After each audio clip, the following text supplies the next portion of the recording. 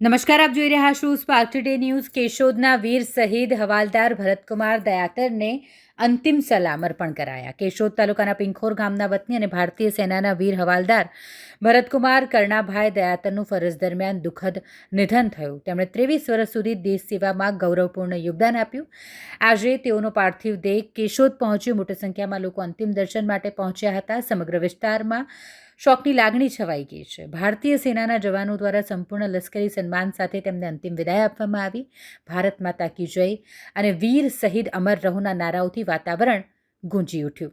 Spark today news પરિવાર તરફથી વીર શહીદ હવાલદાર ભરતકુમાર કરણાભાઈ દયાતરને ભાવભીની શ્રદ્ધાંજલિ. કોટી કોટી વંદન. જય હિન્દ. હું કેશોદ માજી સૈનિક સંઘ પ્રમુખ વેગડા ગોવિંદ. અત્યંત દુઃખદ અવસાન હું કહેવા માંગુ છું કે ભરતભાઈ કરણભાઈ દયાતર જે વડોદરા ઈએમઈ ખાતે શહીદ થઈ ગયેલ છે, તો તેનો પાર્થિવ શરીર અત્યારે કેશોદ મુકામે આવેલ છે.